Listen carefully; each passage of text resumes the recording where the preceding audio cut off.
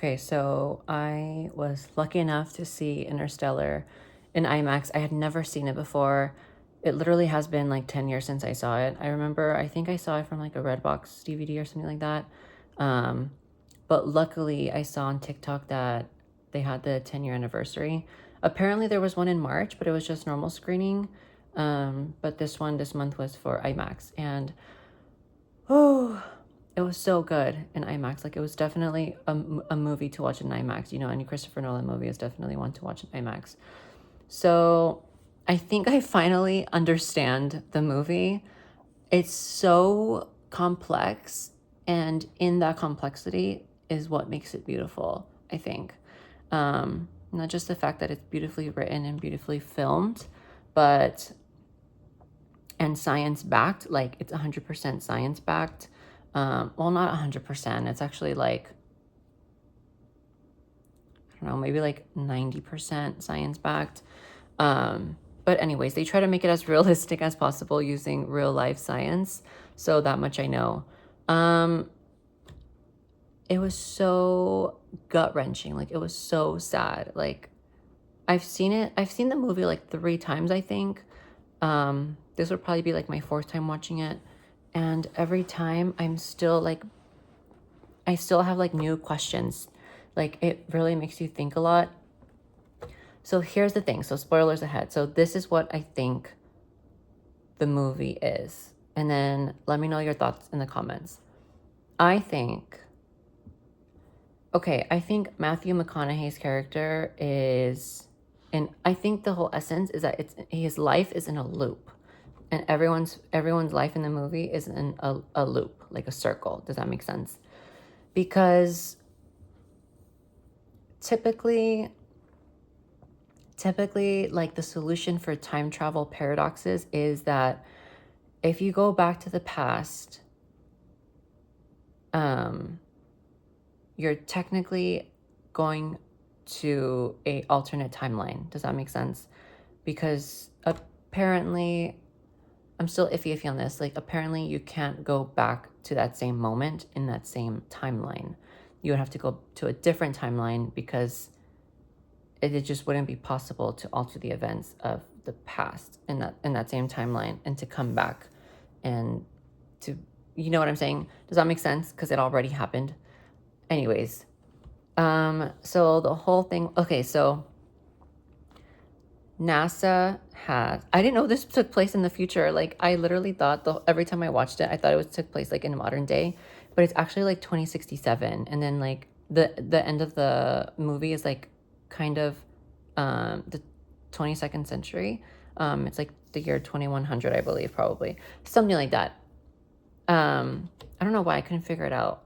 Anyway, so it takes place in like the year 2067 or something like that, like in those decades, like pretty far in the future.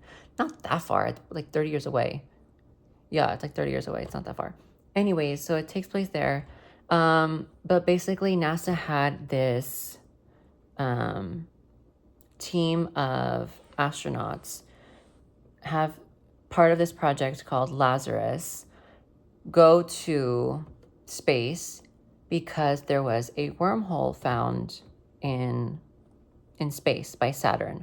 So they go through the wormhole. They don't show this in the movie. It's just like me explaining the timeline, kind of. So they go through the wormhole and they go to the 12 planets that are there, and they try to find which one is best for life. So that head scientist, I already forgot his name, and I forgot the actor's name too. Like, sorry. But so that's like all you need to know about that, right? So that had happened in the past. So flash forward to now, Matthew McConaughey's character, he was a pilot. He was like the greatest one that they ever had. He finds himself in is it NATO, or is it's just like, it's not NATO, it's like NASA, right? Because they said it's NASA. So he finds himself in this like very private, secret facility that he's not supposed to be at because there was coordinates sent to him in binary through his daughter's room's bookshelf.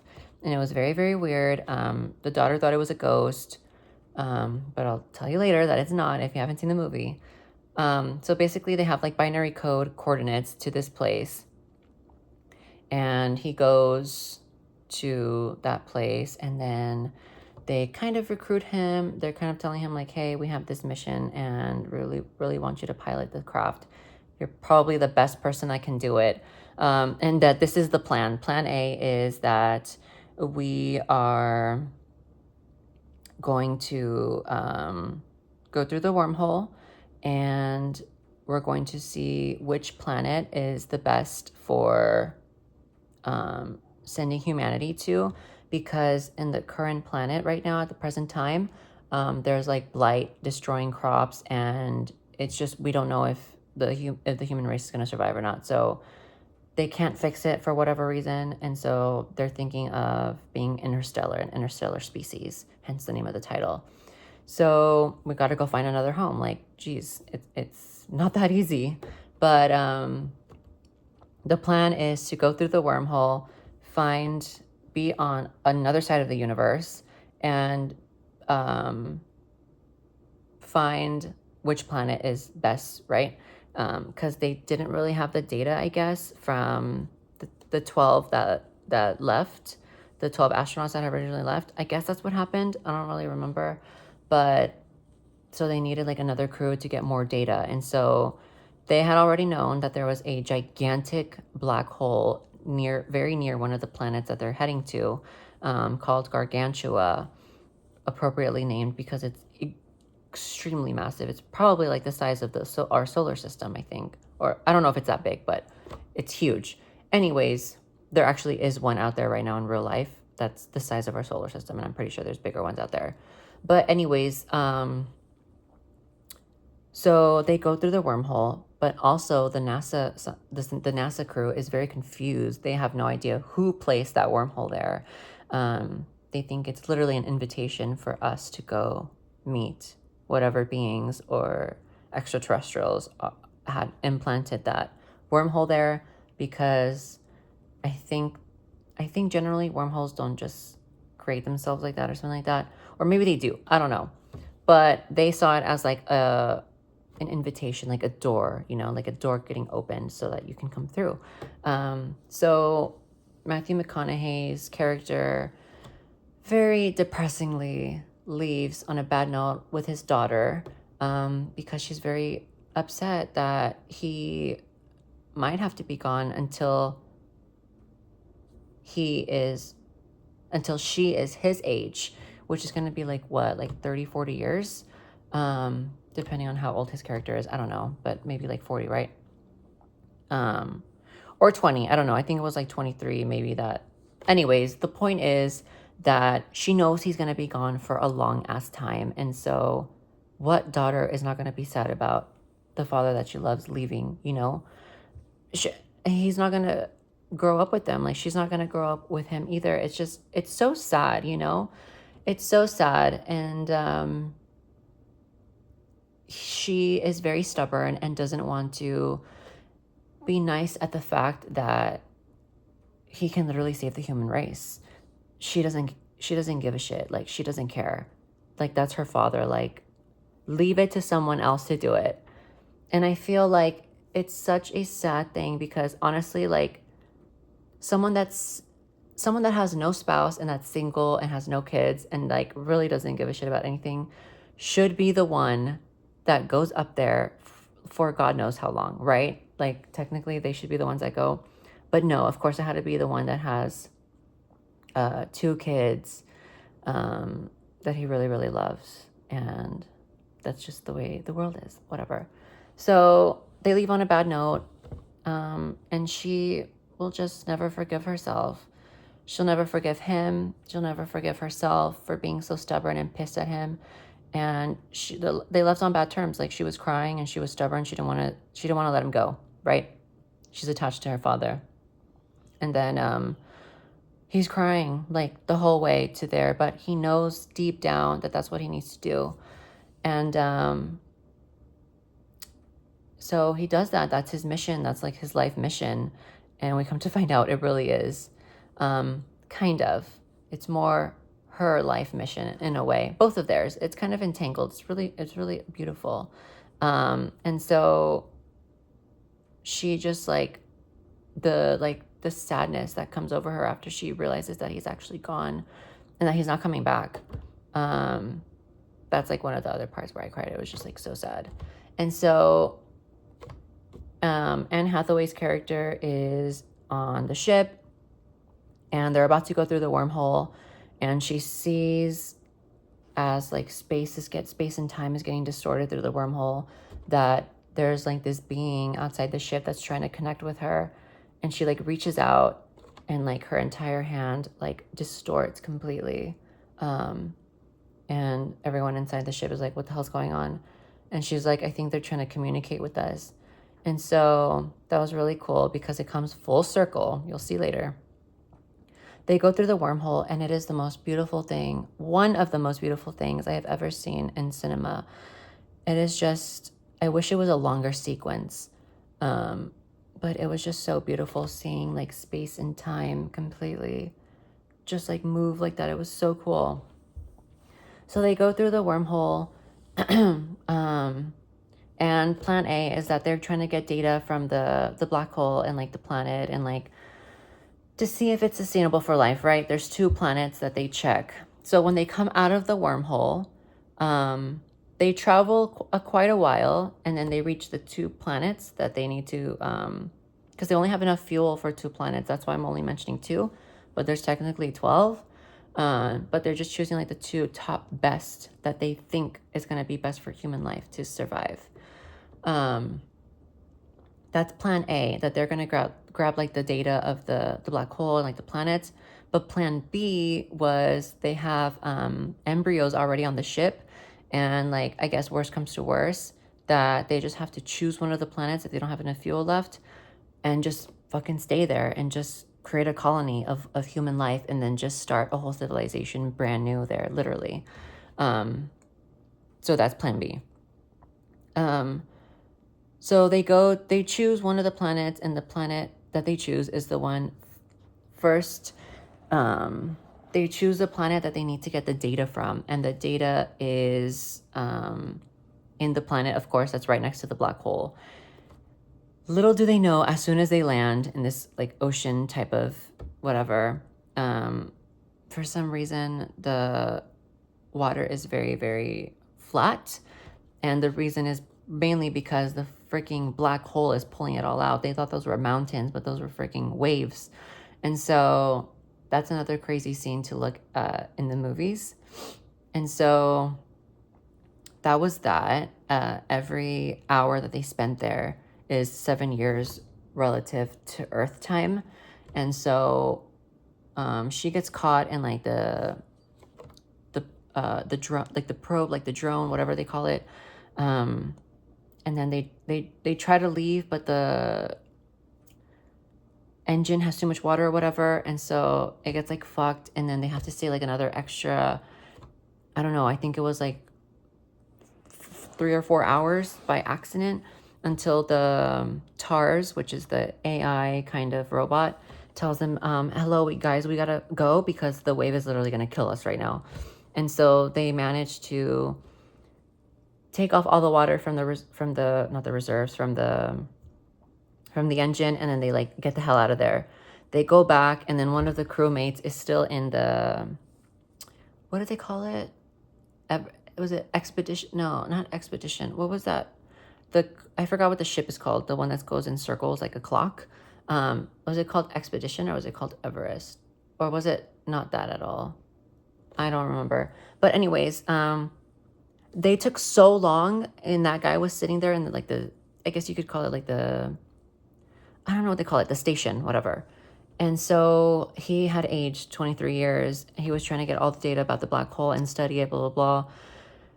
Anne Hathaway's character, Matthew McConaughey's character, because they fucked up, it literally took 23 years out of the trip in that 4 hours that they were on the planet. I know it's so insane, and I like really never understood that when I was a kid watching that, like in high school, but now I understand it. Anyways, they end up choosing, so after that, they end up choosing another planet, and the planet that they chose was the one that Matt Damon is in, and I hated his character in it because he's so stupid and dumb, and it's just like he betrays Matthew McConaughey. He butchers everything. He tries to get a hold of the ship, and he lied to everyone that that planet was a habitable, like that there was a surface and everything. Turns out it's not, and he lied about everything. The planet is a trap, and they were all gonna die, and he didn't even help them, and he just made it worse. Like he was gonna kill Matthew McConaughey's character. He really just wanted to get the hell out of there, go back to Earth, and be like a hero, but he was never going to be one. So I don't understand why he thought that. It was dumb. Anyways, his character dies, as it should have, because his character was dumb to begin with. So then, um, so then, the other guy's character too died. Well, one of the characters died because of the trying to escape the waves. It killed him, and then Matt Damon's character ended up dying. But then right before that, the scientist that was studying the black hole, his character died too because Matt Damon set up an explosion for because he was investigating like the AI robot. If you watch, I'm not gonna go through every single thing, but I'm just trying to explain. Sorry, I just got some text. I'm not gonna explain every single thing about the movie. It's just I'm just trying to explain like the concepts of it, kind of as I'm explaining the entire movie. So basically, the next thing that happened was they have to get the hell out of there because there's not enough fuel, and Anne Hathaway's character not chooses. Matthew McConaughey chooses for her to propel her ship to the planet that she originally wanted to go to because she believes her lover is still there, I guess, or something like that. So he propels her to that planet, and he decides to go into the black hole. But let me backtrack really quick. So right after they come out of the 23-year voyage of being stuck in that planet, they get videos sent from planet Earth, and I honestly don't even know how that's possible, to tell you that. They're like on the other side of the universe, and they're getting data from like what? They're getting like video footage. I don't know how that works. I feel like that's the one thing that I'm so confused about. Apparently they're saying that's like binary or like whatever data, but like they're still showing them in full video. Anyways, back on Earth, the scientist dies, and on his deathbed, he tells Jessica Chastain's character, which is Matthew McConaughey's daughter. She's already all grown up. She's already like in her 30s. That he lied to everyone about everything, and that there was no plan A. Plan A was already figured out several years before Lazarus even took effect. And the whole thing was that he was going to set up everyone on Earth to fucking die. And he knew that plan B was the only thing that was going to work, but he didn't want to let the crew know, or else they wouldn't have had the hope to actually go on this expedition. So he's a total annoying person that literally was going to kill off everyone on Earth. And that was the whole plan. And he lied to everyone, even his daughter. So Jessica Chastain's character sent like a video to Anne Hathaway's character. And yeah, like kind of all hell broke loose. And they were just like, what the hell? And so everyone was pissed, as they should be, because they'd be lying. So that happened. And so now it's up to Jessica Chastain's character to solve this equation of gravity. Like, there's just so much science going on that it even boggled my mind, right? So now it's her turn to solve the equation. So she solved the equation. And the reason she solves the equation is I'm about to get to it right now. So what happened was Matthew McConaughey's character goes through the black hole, and there's just like a bunch of like dust. It looks like dust, but I don't know if it's like actual debris from the inside of the black hole, or if it's like actually dust from the tesseract that he's about to enter, and from interacting with his past self a lot, because there was like a lot of dust going on, dust storms. I don't know what it was. But it's either one of those two things. So he goes into the black hole. I love that he doesn't die in the black hole. And I love that it's kind of like a portal or like a a bridge to not another dimension, but like the higher evolved beings that placed the wormhole in space in the first place are the ones that are allowing him to somehow travel into the black hole, which allows him the ability to enter this tesseract, or this fourth dimensional space. So he's in this fourth dimensional space where there's like, it feels like it goes on infinitely, right? The thing is, I love how it's portrayed. The thing is, it's only in his daughter's bedroom, which is weird. But I think the higher dimensional beings were trying to send a message back in time, but they didn't know how to access certain moments in time for whatever reason. And so they let Matthew McConaughey's character just do it for them, I think. And so he knew what he was doing, because it's just like, you just know it. Like, I don't know how to explain it, but it's just like an natural instinct. So what he did was he like floated through time in his daughter's bedroom in this tesseract, and he was trying to pinpoint the moments of when he can send these messages in binary to her to realize that he needs her help. And so that's why in the past, she, in her 30s, I know it's weird, but just think of it as a circle, okay? Like a loop. Time as being a loop, as your life being a loop. She needed this data from him. He related to her through like the strings of the cosmic web, I guess you can say, of like the time web, the cosmic web in binary. And he like put it into using like the strings of the universe. He put it into through gravity somehow. Oh, because it's the only thing that can traverse time and space. That's why that was the whole concept. So through gravity, he used his like finger from his energy, his gravity, in the tesseract to send her the binary codes to the NASA, and also through letters like that he should stay, but it can't be done anymore. Like, it would have to be a whole alternate timeline for him to not go into this interstellar space mission. It would just have to branch out into a whole new timeline. So anyways, it was just so heartbreaking seeing that he should have never gone and that he really regrets it. But he did end up saving the human race in partnership with his daughter, through time and space, literally through the past and through the future and the present moment.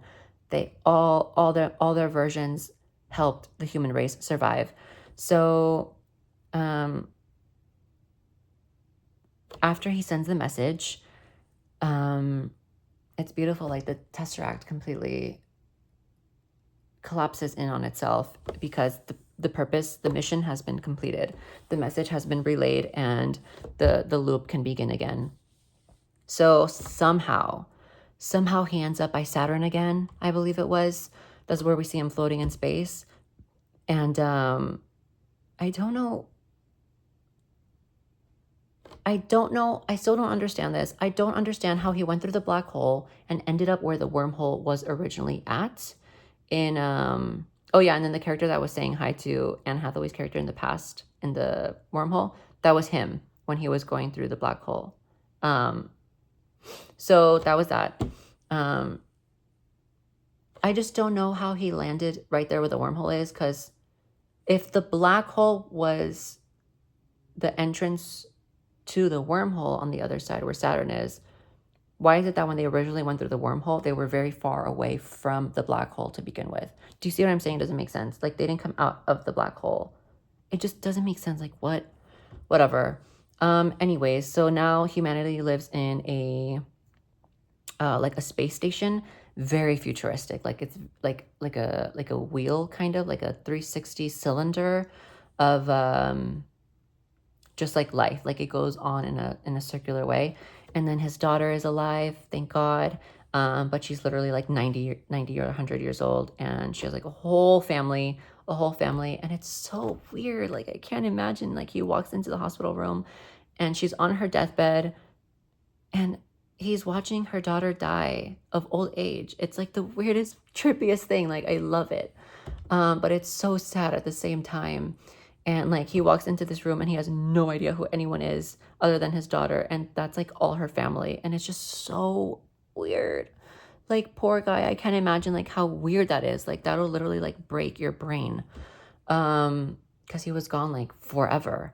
And so, oh my God, I really need to go. And so that was that. And he ends up saying goodbye to her basically. And it was just so beautiful. This whole story is just so beautiful, you guys.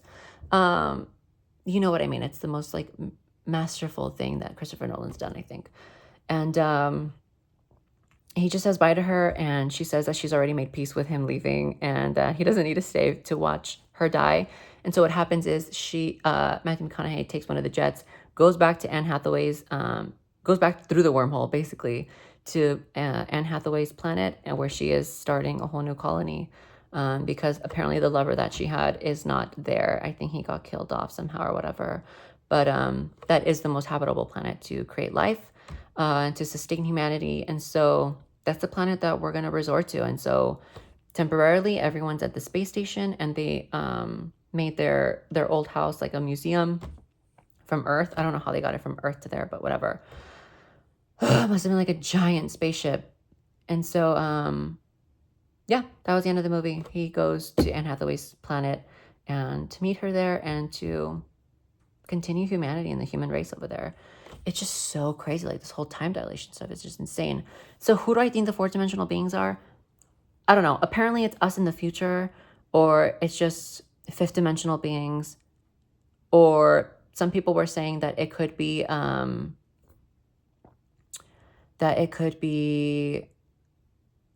whatchamacallit, the future TARS robots, like descendants of them, like very, very advanced AI that is now able to transcend space and time. And then they realize that they have to somehow create a wormhole to have all these events happen. But it's weird because it's like this whole paradox thing, it's weird, like this whole time loop, whatever. It's so confusing, you guys, but still, I really enjoyed it. And I think I explained everything for you from Interstellar. Does all of that make sense? It makes sense to me, but I just think the beings are either future us that have mastered the fifth dimension and can control the fourth dimension, and that's that. Like, that's what I think it is. Or it's the future humans. Or did I just say that? Future humans or higher evolved beings, whatever. But that's that, and I really loved it. I really, really loved it. Go watch it, guys, if you haven't seen it. It's really, really good, even though it's 3 hours.